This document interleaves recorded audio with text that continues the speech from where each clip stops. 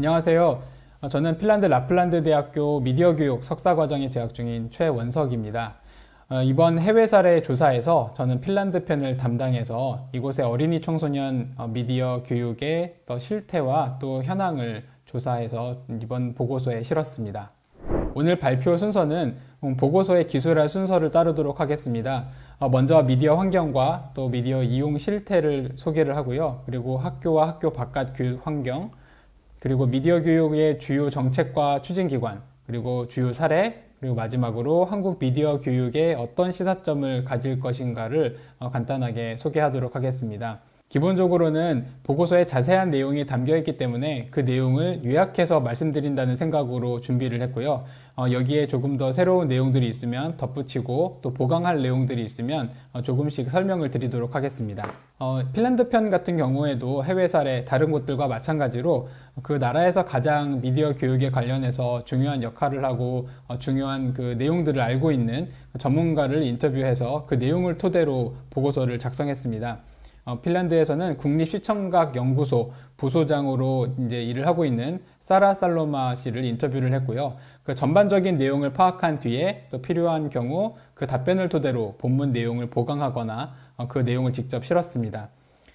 기본적으로는 2017년과 19년에 핀란드 라플란드 대학이 주최한 미디어 교육 컨퍼런스에서의 그 국립시청각 연구소의 발표가 굉장히 많은 도움이 됐고요. 또 지난해였죠. 2020년 그 한국과 유네스코가 공동 주최한 글로벌 미디어 정보 리터러시 주관에서의 그 핀란드 워크숍 발표 내용 등이 전반적인 인터뷰 맥락을 이해하고 정리하는 데 큰 도움이 되었습니다. 먼저 첫 번째로 핀란드의 미디어 환경과 청소년 미디어 이용 실태에 대해서 말씀을 드릴 텐데요. 한국에서 사실 최근에 여러 미디어 이용에 관련된 그런 조사들 보면 아동 청소년과 관련돼서는 스마트폰 이용이 는다든가 디지털 미디어 또 인터넷에서의 생활 이 시간 등이 굉장히 길어지고 있는 점, 이런 추세 자체는 핀란드도 비슷합니다. 다만 조금 차이점이 있다고 하면은요, 크게 5가지 정도를 꼽아봤습니다. 첫 번째로는 언론에 대한 신뢰도가 굉장히 높다는 점이고, 이런 표현의 자유가 굉장히 국가적으로 또 사회적으로 중요한 그런 역할을 하고 있다는 점입니다. 매년 그 국경 없는 기자회라는 그 민간 단체에서 발표하는 세계 언론 자유 지수라는 것이 있는데요. 그 지수에서 핀란드는 수년째 최상위권을 유지를 하고 있습니다. 국민들이 언론에 대해서 그만큼 높은 신뢰를 보낸다는 것이죠. 물론 이제 네이버나 다음과 같은 그런 인터넷 포털이 없다는 점이 한국과 큰 차이점인데요. 그러다 보니까 각 뉴스 매체가 직접 구독자들을 대상으로 그 자사 웹사이트로 오도록 그런 노력을 굉장히 많이 기울이고 있습니다. 그만큼 뉴스의 품질이라든가 컨텐츠의 다양성이 또 이렇게 활발하게 이루어지는 것도 있고요. 두 번째 특징 중에 하나는 빠르고 안정적인 인터넷 접속 환경을 들 수 있겠는데요. 한국과 비교하면 물론 그 통신 속도 자체가 아주 빠르다고 할 수는 없을 겁니다. 하지만 상대적으로 저렴한 통신료 이런 것들을 바탕으로 해서 온라인 그리고 또 모바일 환경에서의 그런 미디어 이용이 굉장히 활발한 나라입니다. 또 인터넷은 시민들의 기본 권리라는 그런 인식이 있고 그게 법적으로 보장이 되고 있어서 모든 가정, 거의 99%의 가정과 직장 건물에 이런 고속 인터넷 회선을 설치하도록 의무적으로 그렇게 강제하고 있습니다. 몇 년 전부터 그렇게 시행을 하고 있는데요. 그러다 보니까 어떤 환경에서 어느 지역에서 살고 있든지 그 핀란드 시민들은 본인들이 거주하거나 일하는 공간에서 인터넷에 접속을 할 수가 있는 그런 상황입니다. 세 번째 특징을 들면 공영방송의 역할이 있을 텐데요. 신뢰도 높지만 그 제공하는 시청각물도 굉장히 다양합니다. 한국의 KBS와 같은 역할을 하고 있는데요. 그 내용을 조금 더 자세하게 소개를 해보도록 하고요. 또 접근성 확대 차원일 텐데 모든 해외 제작물에도 어떤 자막을 답니다. 핀란드어 자막이나 스웨덴어 자막을 다는데 이런 이유로 시청자들은 그 해외 미디어 콘텐츠 소비 그리고 또 글로벌 미디어 문화에 굉장히 익숙한 편입니다. 또 네 번째 특징을 보면 전 연령층에 걸쳐서 활발한 디지털 게임 문화를 향유하고 있다는 점인데요. 국내에서 사실 게임에 대한 인식은 아주 좋다고 보기는 어렵죠. 미디어 교육에 관심 있는 분들은 많이 아시겠지만 그 논의가 뭐 중독성에 관한 논의라든지 학습 부진이라든지 이렇게 논의가 좀 이쪽으로 한쪽으로만 이렇게 가는 경우가 있는데 핀란드에서는 게임 문화 자체가 교육에 관련된 내용, 또 사회 참여와 관련된 내용, 또 개발자들 양성하는 과정, 또 캠페인 등을 굉장히 여러 분야에서 실천을 하고 있습니다. 이 점도 나중에 조금 더 자세하게 소개를 해볼 수 있을 것 같고요. 다섯 번째로 시민들의 미디어 관련 활동이 학교뿐만 아니라 가정 또 그 사회적으로 굉장히 다양한 공간에서 이루어지고 있습니다. 특히 도서관의 역할을 오늘 좀 소개를 하고 싶은데, 정보 중심지이기도 하지만 현재는 음악, 영화, 만화, 게임, 3D 프린팅, 팟캐스트, 영상 제작 등 굉장히 다양한 디지털 미디어 경험을 할 수 있는 그런 복합적인 정보 문화 공간으로 작동을 하고 있습니다. 네, 그리고 여기에 더해서 몇 가지 특징을 더 꼽아보자면요. 일단 핀란드 같은 경우에는 겨울이 굉장히 길기 때문에 실내 생활이 많습니다. 심야 음주 문화 같은 것들은 없는 반면에 컴퓨터와 TV 시청 시간 같은 것들은 또 굉장히 긴 편입니다. 독서 시간이 긴 것도 어쩌면 조금 연결 지점이 있다고 생각이 드는데요. 실내에서 이게 시간을 많이 보내다 보니까 가족들이 또 게임을 함께 하는 문화 같은 것들도 한국과 비교하면 조금 차이점이 생긴다고 생각하고 있습니다. 또 국내 뉴스가 적은 반면에 세계나 그 유럽 지역의 뉴스에 관심이 많은 그런 시민들이 있어서 여기서 또 비롯된 허위 조작 정보에 관련된 경각심 같은 것들도 굉장히 높은 편이고요. 문화적으로는 그 개인의 권리와 정보를 굉장히 중시합니다. 특히 디지털 미디어 활용과 관련해서 국내에서도 여러 가지 각종 사기도 있고 온라인 안전에 대한 문제점들은 영국에서도 굉장히 지적이 많이 됐는데, 이런 부분들을 핀란드에서도 중시하고 있습니다. 특히 이제 윤리교육을 기본적인 미디어 교육에 꼭 포함을 하는데요. 아주 어릴 때부터 사진 촬영을 할 때는 상대방의 동의를 구해야 되고, 또 나의 의사도 분명히 밝혀야 된다는 것을 아이들에게 알려주고, 행정기관에서도 적극적으로 보호자들한테 알려줍니다. 또 교육시설에서 예를 들면 촬영을 진행할 때는 아이들한테도 또 동의를 구해야 되고, 또 보호자들한테도 서면 동의를 반드시 받아야 합니다. 미디어 이용 실태를 조금 수치를 좀 보면요. 오울루시는 그 핀란드 북부에 있는 그 대도시 중에 하나인데요. IT 산업으로도 굉장히 유명한 도시인데, 여기서 이제 조사를 해보니까 2019년 기준 13세에서 29세 응답자들 가운데 평균 일주일에 한 31시간에서 40시간까지 인터넷을 사용한다고 답했고요. 소셜미디어 서비스는 15시간에서 20시간 정도를 쓰는 것으로 나타났습니다. 응답자 가운데 또 97%가 스마트폰으로 인터넷에 접속한다고 답변을 했고요. 잘 알고 계시겠지만 국내의 카톡과 같은 그런 소셜미디어 플랫폼이죠. 왓츠앱, 그리고 또 유튜브, 인스타그램, 스냅챗, 그리고 음악 듣는 그 스포티파이, 페이스북, 스팀, 디스코드와 같은 그런 플랫폼들을 많이 사용한다고 답변했습니다. 유튜버는 사실 핀란드에서도 화제인데요. 아동 청소년들이 선호하는 직업 1순위 뭐 이런 통계를 본 적은 없지만, 핀란드에서도 매년 그 소득 이렇게 내역을 공개하는 11월에 그 납세자의 날이라는 기간이 있는데, 이 기간에 이제 발표된 내용을 보면은요, 2019년 기준으로 3억 원 가량의 그 연소득을 올린 굉장히 유명한 언박싱 유튜버가 있습니다. 이런 젊은 유튜버들이 얼굴도 안 보이고 또 목소리도 없고 하얀 장갑 끼고 언박싱만 하는 그런 리뷰 컨텐츠인데도 굉장히 많은 조회수를 보이고 있거든요. 또 젊은 사람들이 이런 IT 관련 컨텐츠들을 적극적으로 사용하고 있습니다. 사전에 보시면은 컴퓨터라든지 게임 관련된 그런 컨텐츠들이 확실히 인기가 많지요. 또 한 가지 예를 들면 이제 This is 핀란드라는 이제 채널을 소개할 수 있는데요. 이것은 이제 핀란드 외교부의 말하자면 대외 홍보 매체입니다. 2016년에 이 외교부에서 아예 유튜브 채널 운영 자체, 컨텐츠 제작 자체를 10대에서 20대 유튜버 한 10여 명에게 맡겼습니다. 대신 이들이 무엇을 하든 상관하지 않는데 다양한 지역, 피부색, 또 문화적인 배경, 이런 것들 관심사들이 다양하게 담길 수 있도록 그런 권한을 줘서 호응을 많이 이끌어냈습니다. 그 가운데 뭐 재미있는 사례를 하나 소개하자고 하면은요, ASMR은 국내에서도 많이 이제 청소년들이 소비하는 콘텐츠 중에 하나일 텐데요. 핀란드어 문장을 아주 정말 들리지도 않는 소리로 읽어서 조회수가 200만이 넘는 그런 콘텐츠를 제작하고 있는 그런 유튜버도 있습니다.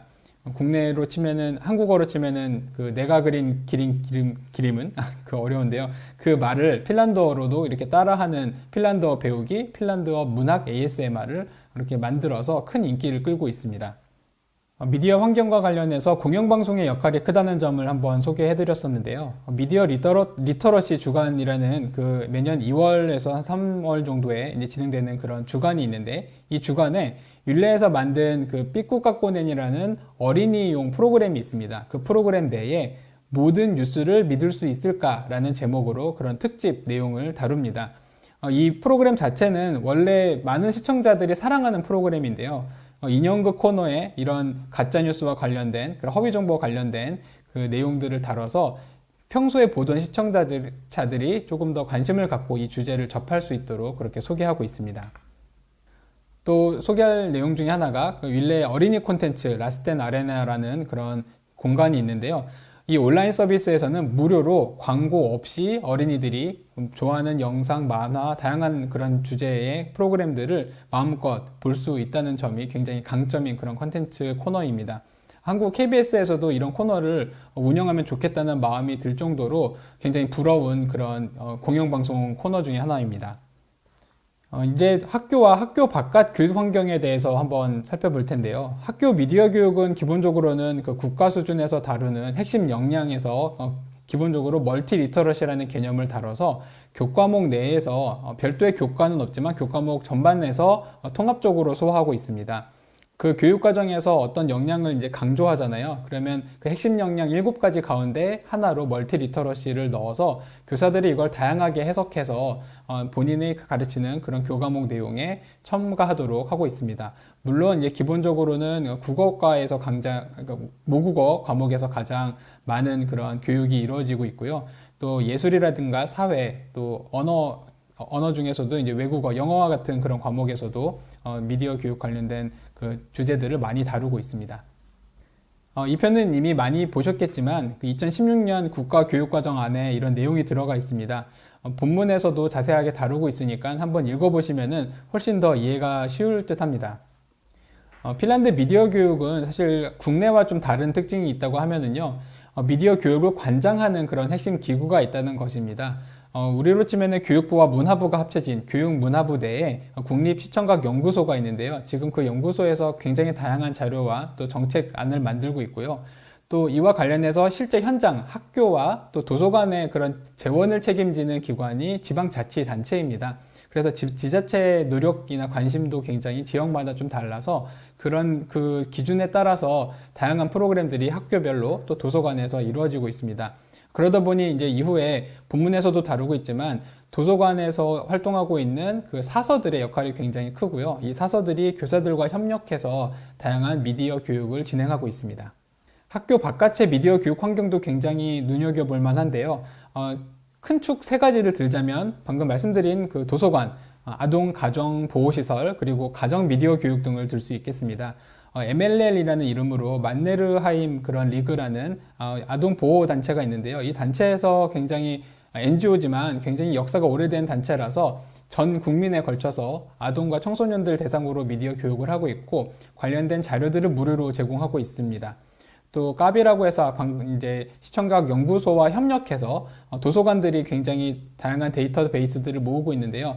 우리로 치면은 그 도서관과 박물관, 각종 정시관들이 시청각 영상 자료를 만든 웹사이트가 있어서 교사들이나 강사들이 이 기관에 이제 요청을 별도로 하지 않더라도 교육용으로는 마음껏 그 교육 자료들을 영상과 사진들을 받아서 사용할 수 있도록 해놨습니다.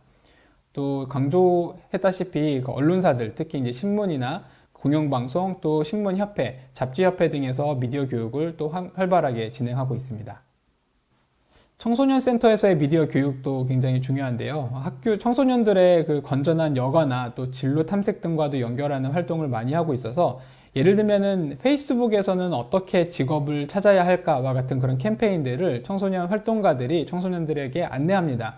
하지만 또 청소년들이 활동하는 공간보다 이제 디지털 플랫폼에서 많이 또 의사소통을 해야 하니까 이들을 좀 접촉할 수 있는 트위치, 디스코드 게임 플랫폼과 같은 그런 다양한 그 도구들, 디지털 도구들을 사용을 하고 있고요. 틱톡이라든가 인스타그램, 유튜브와 같은 그런 IT 플랫폼들을 재미있게 어떻게 활용할 수 있는지에 대해서도 굉장히 많은 고민을 하고 있습니다. 여기에 많은 재원도 투입이 되고 있고요. 특히 공영 언론사인 그 윌레의 교육 그 내용은 굉장히 이제 큰 의미를 가지는데요. 일단 가장 많은 사람들이 접속할 수 있는, 무료로 접속할 수 있는 그런 공간이기도 하고요. 또 시청각 영상 자료들을 제공하기에는 영상을 계속 제공하고 있는 뉴스 프로그램과 더해서 온라인에서도 다양한 자료들을 제공합니다. 지금 이제 그림에 보시면은 제가 일부 이제 편집을 한 사진인데요. 윌레에서 운영하고 있는 뉴스 학교 코너입니다. 이 코너에 가보면은 뉴스 제작에 관해서 굉장히 상세하게 이렇게 소개를 하고 있어요. 그리고 제작 윤리라든지 과정, 또 팩트체크와 같은 그 이론이나 또 실제 어떻게 작동하는지 같은 것들을 상세하게 이제 제공을 하다 보니까 누구든지 이 내용을 보면은 뉴스를 이렇게 만드는 것이구나라는 것을 기본적으로 이해한 뒤에 좀 어려운 용어들, 미디어 리터러시라든가 또 뭐 뉴스, 팩트체크와 같은 내용들을 추가적으로 좀 공부를 할 수 있게 만들어 놨습니다. 핀란드 신문협회에서도 굉장히 많은 교육 자료를 제공하고 있습니다. 왼쪽에 보시면은 이것은 기후온난화를 주제로, 기후위기라고 하죠. 기후위기를 주제로 우리 지구가 우리 손안에 있어요 라는 제목의 그런 미디어 교육 자료입니다. 뉴스에 나온 다양한 그런 기후온난화 관련된 그 기사들을 읽고 풀어보고 또 토론해보는 그런 자료를 만들었고요. 또 오른쪽은 그 팩트체크, 허위 조작 정보를 가려내는 그런 여러 가지 질문들을 또 교실이라든지 또 교실 바깥에서 해볼 수 있는 그런 미디어 교육 자료입니다. 모두 무료로 제공하고 있습니다. 이 내용은 윌레 웹사이트 학습 코너에서 또 퀴즈 사례로 다루고 있는 것인데요.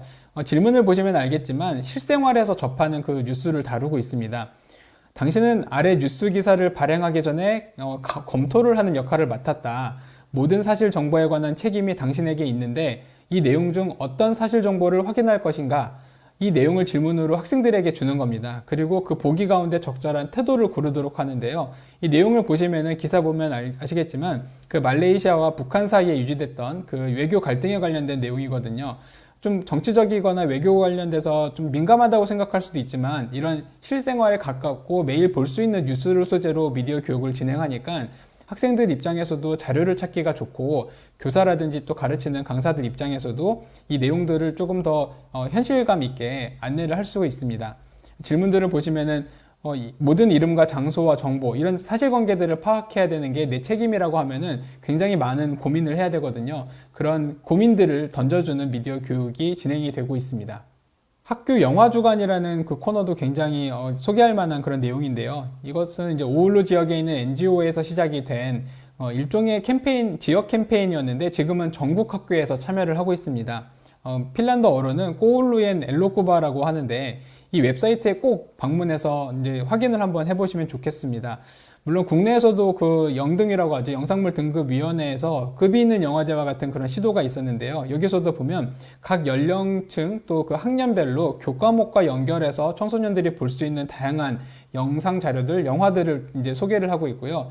특히 이 특징이 뭐냐면 학생들이 실제 그 극장에 가서 클래식 영화부터 독립영화, 예술영화, 또 상업영화까지 다양한 그런 영화들을 접하도록 하는 게 굉장히 중요한 활동입니다.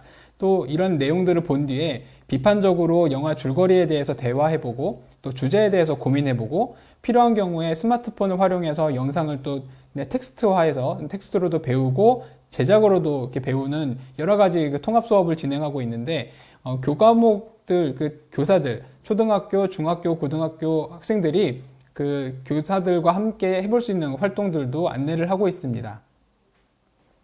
조금 내용이 많다고 느껴지실 수도 있겠는데요. 본문에 조금 더 자세하게 담겨 있는 그런 내용들을 보면 미디어 리터러시 증진과 관련해서는 사실 가정의 역할도 굉장히 중요하죠. 그 2016년 조사를 보면은요, 핀란드에서도 그 4학년 학생들의 읽기 능력이 부모들의 읽기 습관과 태도와 굉장히 밀접한 관련이 있다고 그렇게 조사가 나왔습니다. 이런 그 조사를 보면은 2, 3세의 경우 TV보다는 책을 많이 읽는데 6살 무렵만 되면 책보다 훨씬 많은 시간을 TV 시청에 사용하고요. 조금 그 이후가 되면은 이제 TV 시청이 아니라 스마트폰으로 넘어갑니다. 스마트 디바이스라든지 뭐 태블릿과 같은 그런 그 기기들이 독서에 악영향만을 줄 거라고 고민할 수도 있겠는데 여기서는 어떻게 접근하냐면 이런 디지털 기기가 제공하는 그 새로운 독서 환경이 있기 때문에 오히려 잘 활용할 수도 있다. 이렇게 이제 캠페인을 벌이고 있습니다. 그래서 오디오북과 관련된 그런 프로모션도 굉장히 활발해지는 추세고요. 학생들도 그런 내용들을 다양하게 많이 찾고 있습니다. 다음으로 미디어 교육 관련 주요 정책과 추진하는 기관, 그리고 단체를 좀 소개를 할까 하는데요. 이 내용은 많이 다루진 않고 다음 표를 보면서 한번 진행을 해보겠습니다. 핀란드 미디어 교육 협회에서 제작한 포스터인데요. 이미 많이 본 분들도 계실 겁니다. 미디어 리터러시 교육에 참여하는 여러 주체들을 한눈에 볼 수 있는 자료인데요. 왼쪽에 보시면 이게 영어로 번역이 되어 있기 때문에 아주 어렵지는 않은데 교육 분야가 있고요. 청소년 활동 분야가 있고 디파트먼트, 정부 기구가 있습니다. 여기에 이제 세 글자씩이나 네 글자씩으로 나와 있는 게 이제 각 정부 부처고요. 아래쪽에 보시면은 이제 3지역, 그러니까 민간 단체들이 있고 또 그 NGO들이 있고요. 언론도 이렇게 포함이 되어 있습니다. 말하자면 그 핀란드 미디어 교육을 이렇게 구성하고 있는 다양한 그 주체들을 보면은 굉장히 다양하다는 것, 넓고 광범위하다는 것을 알 수 있습니다. 국내와도 마찬가지일 거라고 생각이 드는데요. 이제 국내와 조금 차이점이 있다고 하면 이런 다양한 그 참여 기관들 또 참여 주체들이 협력을 다양하게 하고 있다는 거예요. 2020년에 또 현재 상황을 이제 좀 덧붙이자고 하면은 IT 기업들의 미디어 교육 참여도 활발하게 이루어지고 있고요. 이거는 아마 코로나19 상황 이후에 조금 더 많이 좀 바뀌었을 수도 있겠습니다만, 기본적으로는 협력을 바탕으로 하는 그 미디어 교육이 이루어지고 있다는 게 아동 청소년뿐만 아니라 전 국민을 대상으로 하고 있는 그 미디어 교육의 큰 특징이라고 하겠습니다. 핀란드의 미디어 리터러시 정책안에 대해서도 조금 소개를 했는데요. 2019년 12월에 나온 이 정책안을 이제 한국어로도 번역을 했습니다. 감사하게도 한국언론진흥재단에서 지원을 해주셔서 이 내용을 한국어로도 이제 번역을 할 수 있게 되었는데, 이제 여기에 보시면은 본 정책의 목표가 모든 사람이 미디어 리터러시를 높일 기회를 확대하는 데 있다. 이 목표는 나이, 성별, 장애, 사회 경제적 배경, 그리고 어떤 특성과도 관계없다. 이것은 진정한 21세기 시민 역량이라는 그런 생각을 포함한다. 이렇게 기술을 하고 있습니다. 이런 내용들을 보면은 핀란드에서 어떻게 미디어 교육을 접근하고 있는지를 알 수 있습니다.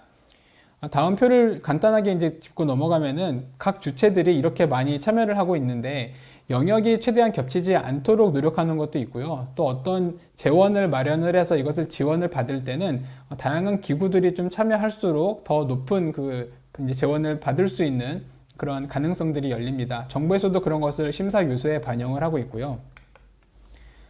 이제 파이비 라시 교수가 이제 핀란드 라플란드 대학교에서 이제 제가 이제 재학 중인 학교에서 이제 가르치는 분이시기도 하지만 미디어 교육 협회의 의장을 맡고 있는 분인데요. 이제 한국에 와서 2018년에 발언하셨던 내용을 보면은 미디어 교육에 관해서는 굉장히 종합적이고 포괄적인 이해가 필요하다고 생각한다. 이런 말을 했습니다. 이 말은 단순히 한 기관에서만 할 수 있는 일이 아니라는 뜻으로 저는 이해하고 있습니다. 한 정부 기구 혹은 한 민간 단체가 할 수 있는 게 아니라 여러 그런 참여자들이 함께 좀 노력을 해야 된다는 점이죠. 그런 특징이 핀란드 미디어 교육의 여러 분야에서 좀 드러나고 있습니다.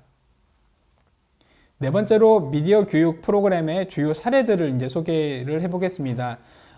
본문에서도 자세하게 다루고 있지만 핀란드 미디어 교육의 이 여러 이제 사례들을 보면은요, 큰 틀에서는 정부 정책과 비슷한 그런 방향성을 유지를 하고요. 이제 그게 가능한 이유는 사실 정책을 만들 때부터 그런 현장의 목소리들을 많이 반영하기 때문입니다.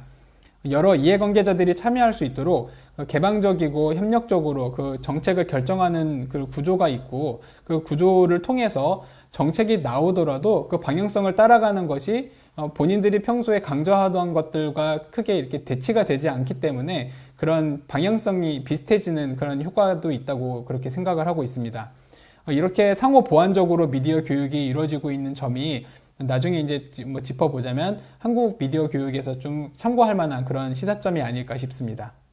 그 사례들을 이해하실 때 제가 이 연구 보고서 내용에 나와 있는 내용들을 좀 쉽게 이해하시려면은 이 사라 살로마 인터뷰를 이제 이번에 한 그 전문가의 말을 이제 좀 인용을 하자면요. 미디어 교육 같은 경우에는 서로 다른 사회 경제적 배경을 가진 학생들 사이에 학습 격차가 커진다는 것, 이런 것들을 고려했을 때 기본적인 문해력과 그 리터러시를 채워주는 게 국가 역할이라는 인식을 갖고 있습니다. 저는 이 부분에 굉장히 공감을 하는데요.